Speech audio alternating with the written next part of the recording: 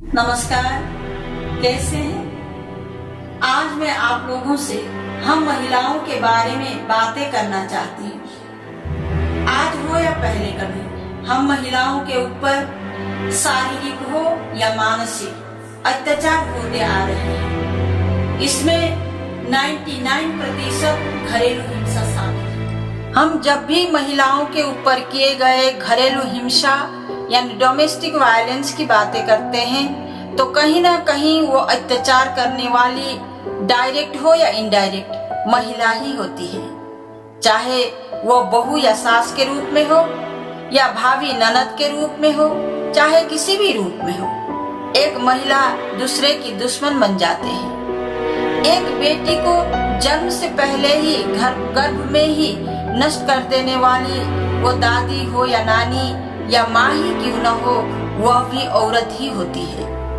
कभी आपने सुना है कि दामाद ने सास के ऊपर अत्याचार किया हो? ना के बराबर। पर एक बहू अपनी सास को इस हद तक टॉर्चर करती है कि सास को घर से बेघर होना पड़ता है। इसी तरह सास द्वारा बहुओं को आज भी दहेज के नाम पर हो या अन्य कारणों से घरेलू हिंसा होती हुई दिखाई देती है। ऐसा क्यों, किस लिए? यह प्रश्न चिन्ह सदियों से औरत जात पर कलंक बनकर खड़ा है। हम महिलाएं यह क्यों नहीं सोचते कि बेटी, बहन, पत्नी, माँ, सास ये सब हम ही तो हैं, हमारा ही तो रूप है। जब ईश्वर ने हमें बनाया था तो हमारे अंदर दया ममता से भरा हुआ एक हृदय भी दिया था, ताकि हम लोगों से सारा संसार दया और ममता से भरा हुआ एक सुंदर संसार हो। पर ईश्वर की इस सुंदर कल्पना को हम लोगों ने शर्मसार कर दिया। हमारे शास्त्र कहते हैं औरत जात माँ पृथ्वी की समान होती है। जैसे धरती माँ अपने सभी पशु, प्राणी, जीव जंतु, जल, वृक्ष जैसे अनेक जीवों को प्यार और ममता से अपने आप में समेट लेती हैं, इसी तरह महिलाएं भी अपना हो या पराया सभी को अपने दया और ममता के छांव में समेट लेती है। हमें अपनी माँ प्यारी है, पर पति की माँ आंखों नहीं भाती। ऐसा क्यों? पति प्यारा है, पर पति को जन्म देने वाली माँ दुश्मन क्यों लगती है? जरा सोचिए, आप अपनी सास को जैसा बर्ताव कर रही हैं, वही व्यवहार अगर आपकी माँ के साथ कोई कर रहा हो तो आपको कैसा लगता है? उसी तरह एक सास बहू के ऊपर अत्याचार करते समय यह क्यों नहीं सोचती कि उसी बहू में अपने लाडले का सुख दुख पूरा संसार बसा हुआ है। अपनी बहन प्यारी है, पर पति की बहन बोझ क्यों लगती है? हम औरत जात से एक, कर्म से एक होते हुए भी हमारा मन अनेक क्यों? हम एक दूसरे के दोस्त क्यों नहीं बन सकते?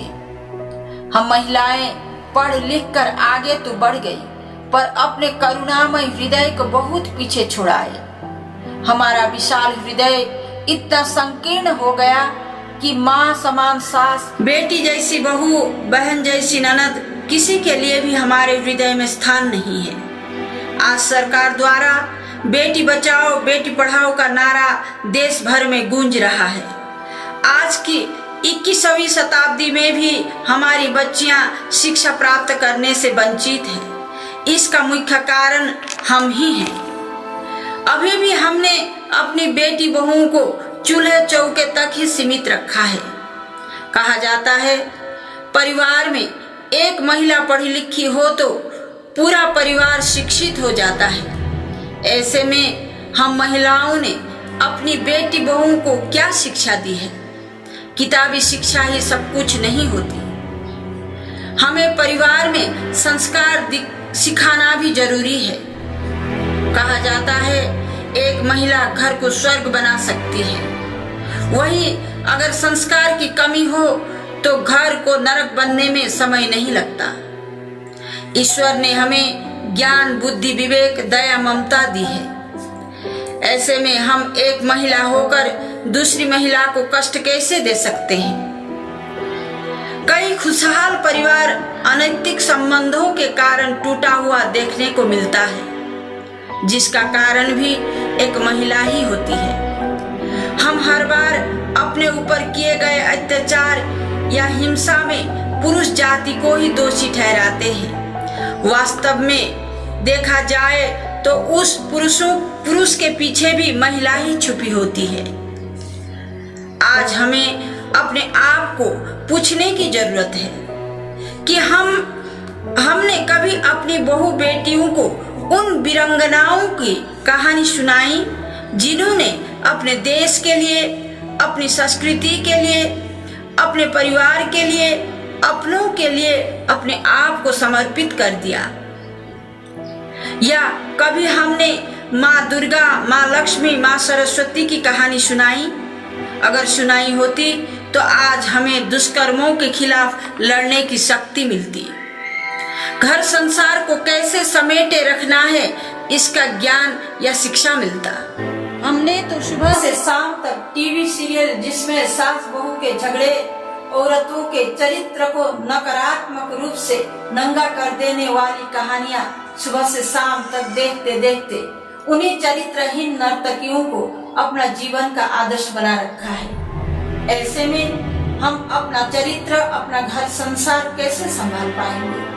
आज के समय में हम उन चरित्रहीन टीवी सीरीजों के दल में फंस चुके हैं। हमें उसमें से निकलकर एक सभ्य नारी जाति की सृजना करते। अब हम महिलाओं को अपने आप में सुधार लानी चाहिए।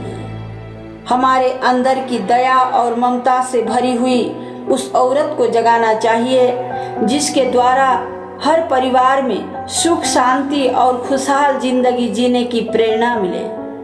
जहाँ हम कर्तव्य को धर्म मान कर करते हैं, वहाँ ईर्ष्या जैसी घिनौनी आदतें लुप्त हो जाती है।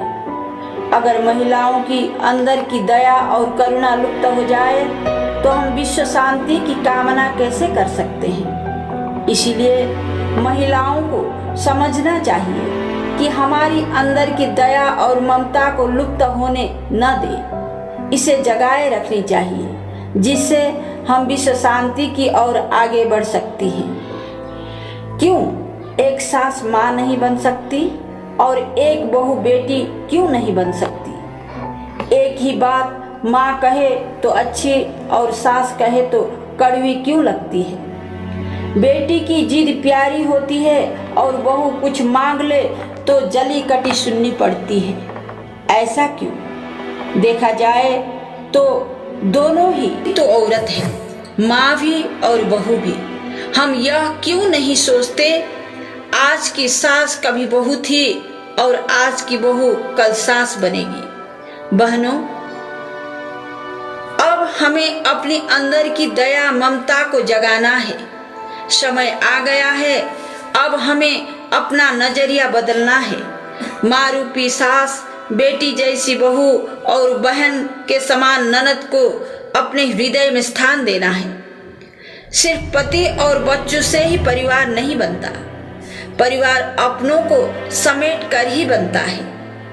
हमारी धर्म संस्कृति कहती है वसुधैव कुटुंबकम। देखा जाए तो यहाँ अपनों के लिए ही जगह कम पड़ रही है। मेरा यह संदेश उन पुरुषों के लिए भी है जो दूसरों की बहू बेटियों को देखकर कटाक्ष तो करते हैं, उनकी आलोचना समालोचना तो करते हैं, पर जब बात अपने पर आती है तो एक पिता बेटी को संभाल नहीं पाता, एक पति पत्नी को संभाल नहीं सकता, एक भाई बहन को संभाल नहीं सकता, मौन रह जाते हैं। धन्यवाद।